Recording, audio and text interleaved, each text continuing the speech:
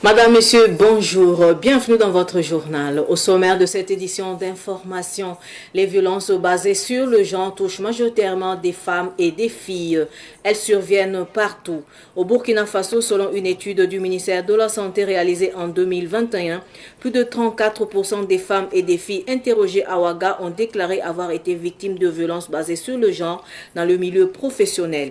Pour lutter contre ce fléau, la Confédération syndicale burkinabé a organisé ce week-end un atelier de sensibilisation des femmes sur les violences basées sur le genre en milieu du travail. Les détails au début de ce journal. Les dirigeants emblématiques de la Haute-Volta et du Burkina Faso sont désormais honorés par des monuments érigés aux côtés de ceux des figures marquantes de la culture africaine et burkinabé à l'espace des nouvelles idées à Tinkodogo. Cette initiative, qui est de El Hadj Aboubakar Zidadi Sidnaba, promoteur de l'espace des nouvelles idées, rend hommage à leur contribution historique et culturelle dans le patrimoine national et africain. Vous en saurez davantage dans un instant. Je vous le disais en titre, la Confédération syndicale burkinabé a organisé ce week-end un atelier de sensibilisation des femmes sur les violences basées sur le genre en milieu du travail. Cette activité a pour objectif de faciliter la ratification de la Convention 190 de l'Organisation internationale du travail OIT. Sybline Kelsey a participé aux travaux. Cet atelier de sensibilisation sur les violences faites aux femmes en milieu du travail vise à résorber le phénomène. Ce sont des femmes membres de la plateforme genre constituée des organisations syndicales, des OSC et des ONG qui ont pris part à cette sensibilisation qui vise à mettre les femmes au même niveau de compréhension en vue de lutter contre le harcèlement en milieu de travail. Roselyne Sawadogo est la coordonnatrice de la plateforme genre. On s'est mis en commun pour constituer une plateforme genre et c'est dans ce sens que l'on a organisé une journée de sensibilisation pour sensibiliser toutes les femmes afin que nous puissions aller ensemble vers la ratification de la Convention 190 qui est une convention, un instrument très important pour lutter contre les violences et le harcèlement en milieu de travail. La ratification de la Convention 180 de l'OIT va permettre au Burkina Faso d'avoir un instrument juridique, selon Roselyne Sawadogo. De manière concrète, en fait, cette ratification fournit au Burkina Faso un instrument juridique à l'échelle internationale parce que la Convention a été adoptée par l'OIT en 2019 et c'est un instrument juridique très important et à l'échelle internationale qui pourra nous permettre de lutter efficacement contre la violence et le harcèlement dans le milieu du travail. Pour ce faire, les responsables de la plateforme genre attendent beaucoup des autorités ainsi que des acteurs intervenant dans ce domaine. Ce que nous attendons, c'est que en fait, nos voix puissent être entendues par les autorités et ceux qui doivent nous accompagner dans la ratification, c'est-à-dire les autorités, les employeurs, afin que la ratification puisse être une réalité. Cet atelier de sensibilisation sur les violences basées sur le genre, initié par la Confédération syndicale burkinabé, a connu la participation de plus de 300 femmes. Et puis, l'Union des jeunes pour une nouvelle vision se préoccupe de la poursuite des activités agricoles des personnes déplacées internes à Ouagadougou en début d'hivernage. Ces personnes déplacées internes ont été initiées à la culture hors sol pour leur permettre de continuer leurs activités avec le peu d'espace dont elles disposent. La formation s'est tenue hier. Le compte rendu avec Germaine Faram. Les cultures hors sol se font avec des bocaux, des pneus usés et même des sachets. Et c'est à cette culture que l'Union des jeunes pour une nouvelle vision a eu recours pour venir en aide aux personnes déplacées internes vivant à Ouagadougou. On a constaté que la majorité de notre population, beaucoup ont des espaces chez eux à la maison qui n'exploitent pas. Donc on est jeunes nécessaire que c'est important de pouvoir organiser afin de leur permettre de produire ce qu'ils peuvent produire. Jamila Toukirakoya, déplacée interne à Pazani, est l'une des bénéficiaires de la formation sur la culture hors sol, une technique de culture qui va lui permettre d'améliorer la qualité de ses plats selon ses explications. Vraiment, on est si contente de venir participer à ceci parce que ça va vraiment nous aider. Une fois qu'on retourne à la maison, on va y commencer. Et puis cette année, on va aller essayer avec des tomates et des concombres pour voir. Ces personnes qui ne disposent plus de terrain pour l'agriculture pourront cette fois-ci s'occuper avec cette technique propre aux zones urbaines et qui ne demande pas de grands espaces. Pour ce type de culture, je crois que dans notre contexte du Burkina Faso, il faut d'abord l'espace qui est le premier élément. Deuxièmement, il faut des semences. Troisièmement, il faut des plantules, c'est-à-dire des jeunes plantes de perforées pour pouvoir faire la production grâce à une combinaison de terre, de fumier, etc. à l'intérieur pour la croissance des plantes. Les personnes déplacées internes n'ont plus accès à leur terre. Et donc l'important sera en tout cas de pouvoir produire et de faire des consommations de produits sur de petites superficies. À l'issue de cette formation, chaque bénéficiaire est reparti avec un échantillon de semences écologiques paysannes pour expérimentation. Une formation qui a également été sanctionnée par des attestations. Nous parlons à présent de la promotion des valeurs endogènes dans les lycées. Le réseau des journalistes et communicateurs pour le développement des langues nationales, RJDL, y met du sien. Le RJDL a initié un concours dénommé « Contes dans les lycées » pour éduquer et sensibiliser sur les valeurs africaines. La première édition du dit concours s'est tenue au groupe scolaire La Dignité. Fatih Sankara nous en dit plus. Vraiment, je suis très heureux. D'abord, ce que je peux dire, en venant ici, je me suis dit d'abord que je voulais conseiller mes camarades afin qu'ils avancent dans le civisme. Voilà. Je voulais d'abord conseiller mes camarades parce que souvent quand tu t'assois avec tes camarades, tu veux les conseiller avec des mots comme ça. Non, j'ai pu les conseiller à travers un conte, en les divertissant. Et ça me plaît vraiment. Ça, c'est un travail qui me plaît. À l'instar de Steve Boliané qui a remporté le premier prix du concours de contes au lycée, ils sont nombreux les élèves qui ont compéti. Les élèves du groupe scolaire La Dignité ont rivalisé en contes dans les langues officielles Moré, Djoula et Fulfulde. À travers leurs contes, les élèves ont pu propager des messages de solidarité, de vivre ensemble, d'entraide et de paix. C'est d'ailleurs l'objectif recherché par le réseau des journalistes et communicateurs pour le développement à travers les langues nationales, RJDL. Vous savez que dans le temps, c'est par les contes que nos parents, nos grands-parents passaient pour que certains messages de sensibilisation puissent être passés au niveau de la population. C'est un excellent moyen. Et nous avons voulu, pour cette première édition, faire ça en langue nationale. Et nous avons vraiment été agréablement surpris de voir qu'il y a du reste. Il y a du beau reste parce que ceux qui sont passés ici, prestés, vous avez vu la maîtrise de la langue morée, vous avez vu la maîtrise de la langue djoula, le fulfulde.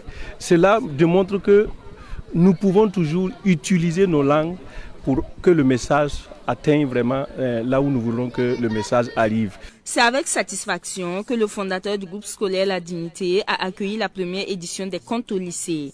Les contes sont d'une importance capitale dans l'éducation des élèves, affirme Amadé Soro.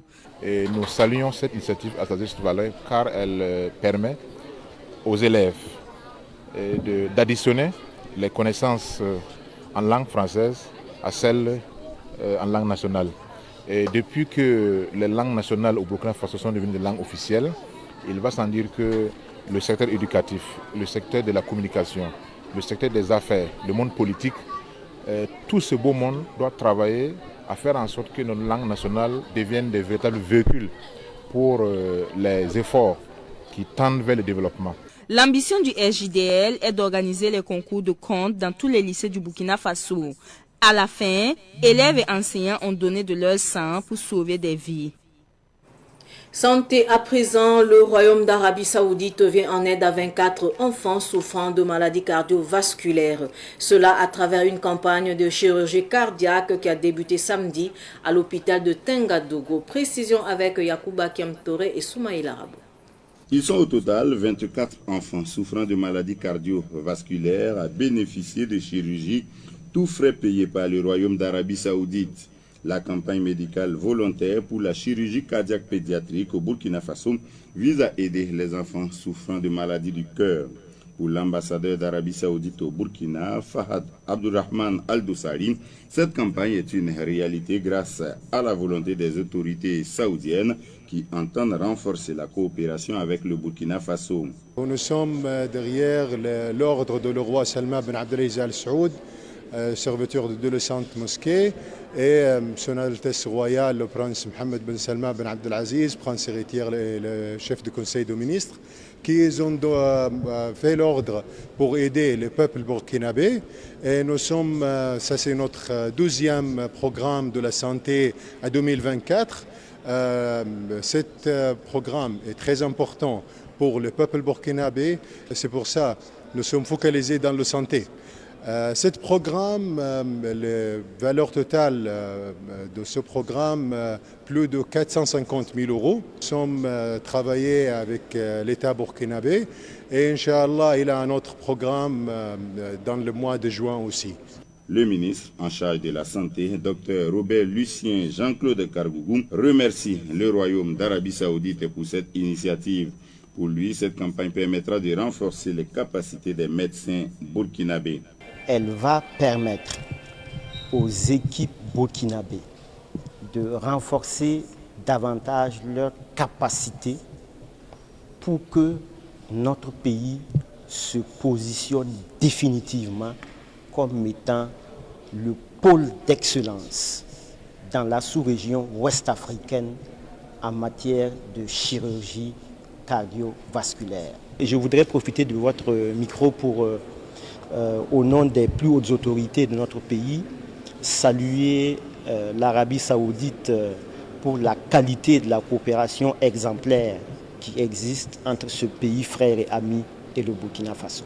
Les équipes d'Arabie Saoudite et du Burkina Faso sont à pied d'œuvre pour opérer 24 enfants. Pour une semaine, il faut noter que nous avons pour ambition d'opérer plus de 20 enfants. Ce qui veut dire qu'on aura des journées très longues. On commence le matin, ça irait jusqu'à minuit, chaque jour. Mais ce n'est qu'une semaine dans la vie. Donc toute l'équipe est préparée et nous sommes prêts pour affronter cette semaine.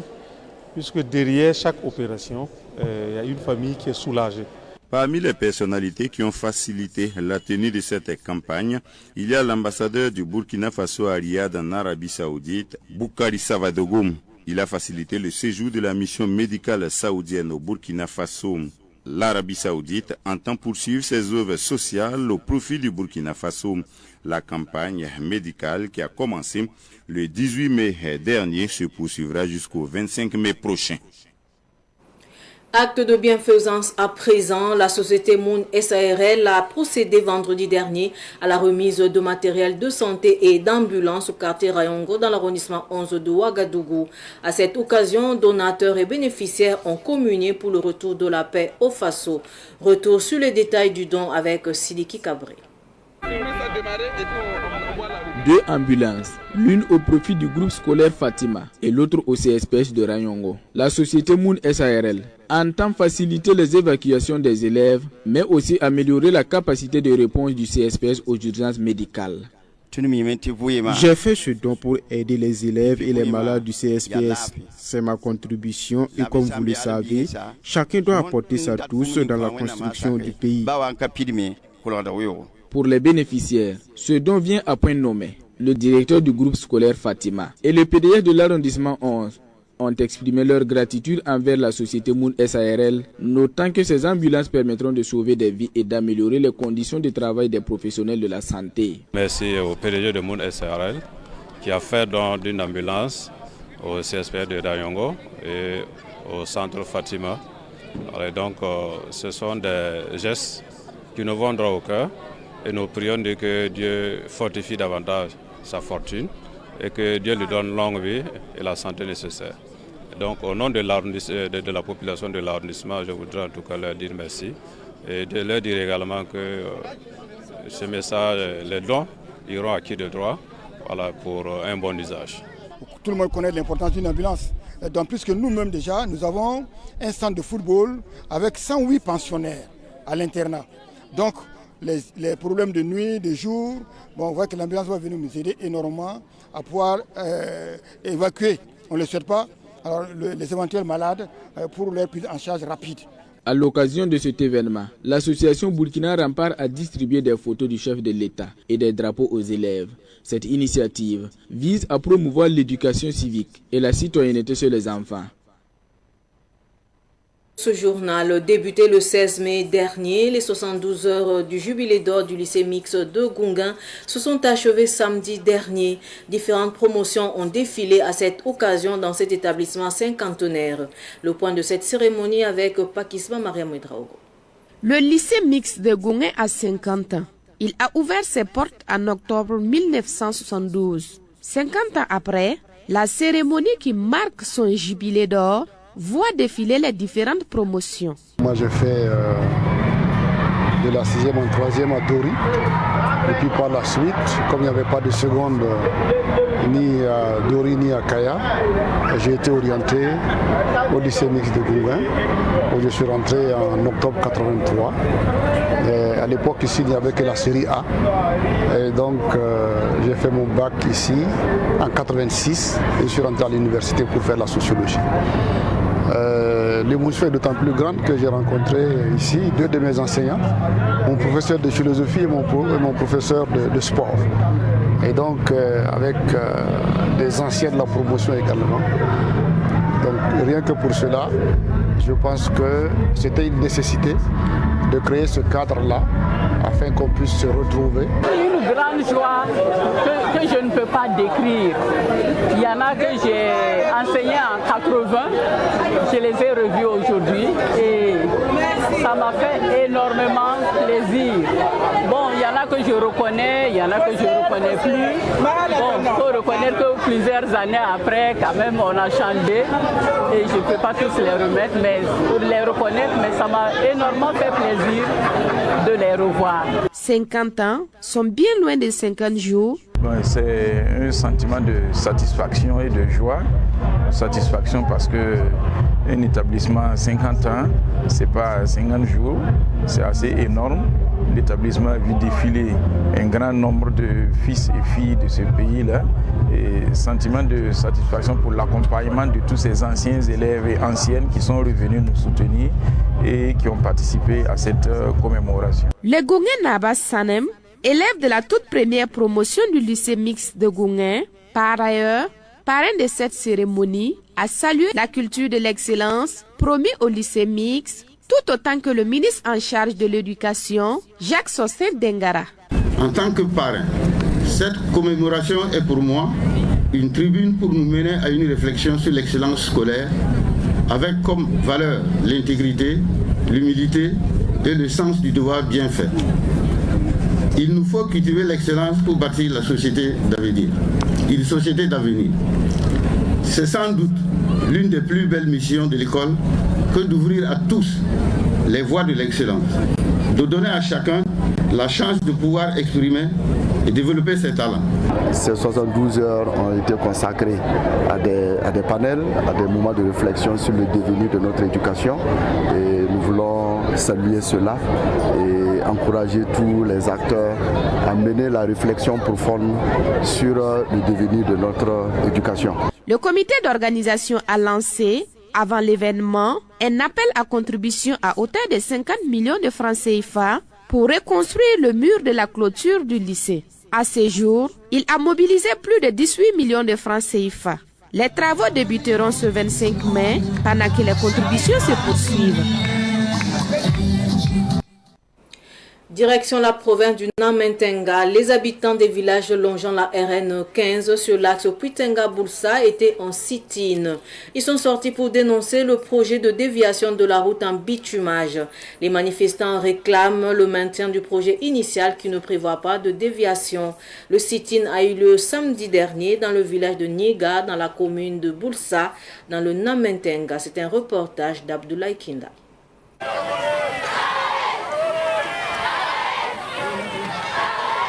Avec des spatules et des balais, les riverains de l'axe RN15 Puitenga-Boulsa scandent capitaine Ibrahim Traoré et lui demandent de prendre à bras le corps le projet de bitumage de la route Puitenga-Boulsa selon le plan initial qui ne prévoit pas de déviation. Nous demandons au gouvernement de la transition une aide considérable pour la réalisation de notre route nationale RN numéro 15, en passant par Kalwatenga, Kampese Zougo, Pissi, Niega, Raobouli, Kompesaga, Boulsa. La constitution de la route sur ce tronçon sera bénéfique pour l'ensemble des riverains. Nous ne sommes pas d'accord. Cette route a été tracée depuis au temps du colon pour relier le Mali en passant par Kaya, Kongoussi, jusqu'à la frontière du Mali. L'idée de déviation et de contournement serait venue depuis qu'il est question d'insuffisance de budget. Mais pour les manifestants, il est bien possible de garder le plan initial avec la construction des 2 ponts situés sur l'axe en attendant d'avoir suffisamment de moyens pour poursuivre et achever tout le projet. Nos grands-parents ont réalisé cette voie par la sueur et la main nue. Cette route est notre héritage.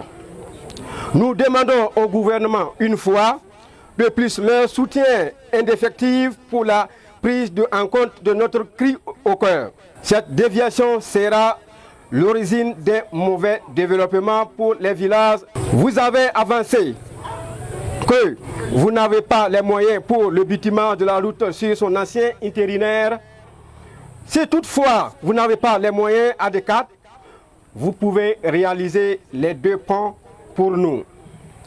Le moment venu, vous y reviendrez pour la poursuite du bitumage de cette route. Les riverains de l'axe RN15 souhaitent que les autorités travaillent à éviter un conflit entre les villages. Dans tous les cas, ils ne comptent pas baisser la garde. Ils invitent donc le gouvernement à entendre leurs cris de cœur. Je vous le disais également en titre, des figures historiques burkinabés honorées à l'espace des nouvelles idées à Tengadogo. Des grands noms qui ont dirigé la Haute-Volta et le Burkina Faso voient désormais leur portrait dressé aux côtés de ceux qui ont marqué la culture africaine et burkinabé. L'initiative est de El Hadj Aboubakar Zidadi Sidnaba, promoteur de l'espace des nouvelles idées. La cérémonie de dévoilement des monuments a eu lieu hier. Issa Oumarate et Yacouba Kiamtore. Ce sont des monuments à l'effigie des chefs d'État qui ont dirigé la Haute-Volta et le Burkina Faso, soit du président Ouézin Coulibaly au capitaine Ibrahim Traoré, qui prennent place désormais à l'espace de nouvelles idées aux côtés des grands noms de la culture africaine et burkinabé. Le public présent à la cérémonie de dévoilement de ces monuments a été impressionné par les explications du porteur du projet, El Hadj Aboubakar Zida, qui, à l'entendre, nourrit naturellement l'ambition de promouvoir les grands noms qui ont marqué l'histoire du pays pour que cela serve de leçon à la jeune génération. Les monuments que nous venons de découvrir, c'est juste une contribution, ma modeste contribution pour la culture burkinabé. Nous avons passé plusieurs décennies à enseigner l'histoire d'autrui à nos enfants. Je crois qu'il est temps maintenant que nous enseignons nos enfants notre propre histoire. Vous avez vu, après les princesses Yenenga, l'immense, ou du moins, le monument de Naba Wabogo, qui a quitté le palais royal le 1er septembre 1896, en pleine nuit, pour sa destination. Et sa réplique tactique. Naba Wopo, on peut le considérer qu'il est immortel. Raison pour laquelle nous avons érigé le monument de Naba Wopo sur cette voie, parce que c'est cette voie qu'il a emprunté, pour aller à Pont-Somtenga dans la nuit de mardi 1er septembre 1896. La plupart de nos enfants connaissent qui a touché l'ouverture, qui a Napoléon, mais pas Naba Wobogo.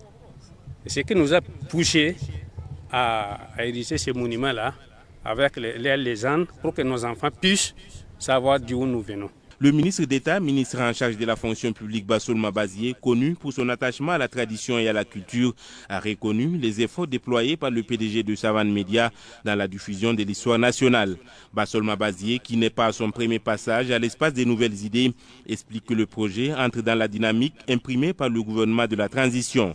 Il est à féliciter Parce que vous savez très bien que dans nos écoles aujourd'hui, si vous parlez peut-être de général de Gaulle, vous parlez des présidents américains et bien d'autres pays, probablement que les enfants pourront identifier les images.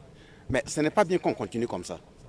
C'est un acte, j'avoue, qui s'inscrit de façon pratique dans le sens de l'orientation actuelle du pays, qui est d'abord de nous approprier notre propre histoire. Et comme on le dit, tout enfant qui ne sait pas d'où il vient, s'il ne sait pas où il serait difficile pour lui de savoir où il part. Donc je pense que c'est une pierre assez grosse qu'il a donnée en termes de contribution à la construction de notre mémoire.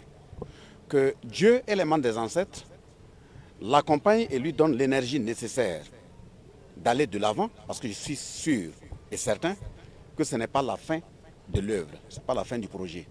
Ella Diabouba Kazida d'Issinaba, par ailleurs PDG du groupe Savane Média, a expliqué qu'il ne compte pas s'arrêter en si bon chemin. D'autres réalisations verront le jour très prochainement, a-t-il dit. Musique pour clore ce journal. L'artiste Makambo Maïga, nigérien résident à Ouagadougou, célèbre ses 30 ans de carrière dans le monde de la musique.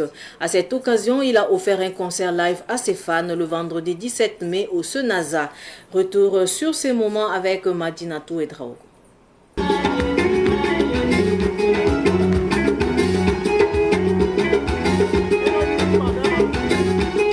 Durant 45 minutes sur scène, l'artiste Makambo Maïga à l'état civil, Michaela Maïga, a tenu en haleine son public. Il a fredonné plusieurs chansons.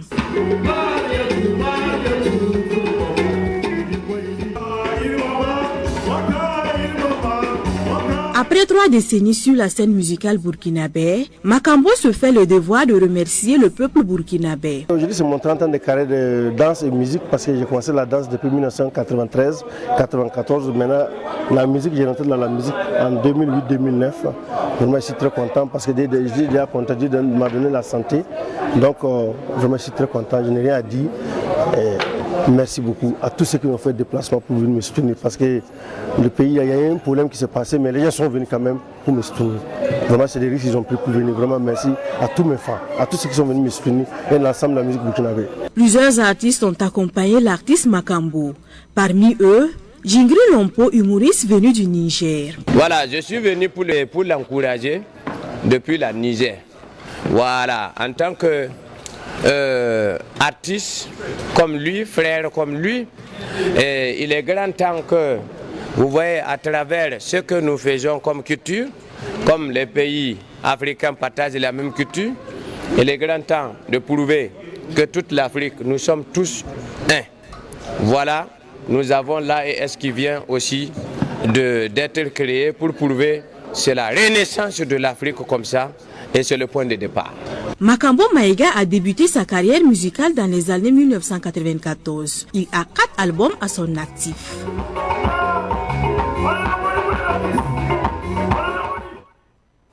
C'est sur cette note musicale que s'achève cette édition d'information. Merci de rester fidèle au programme de Savane TV. Au revoir.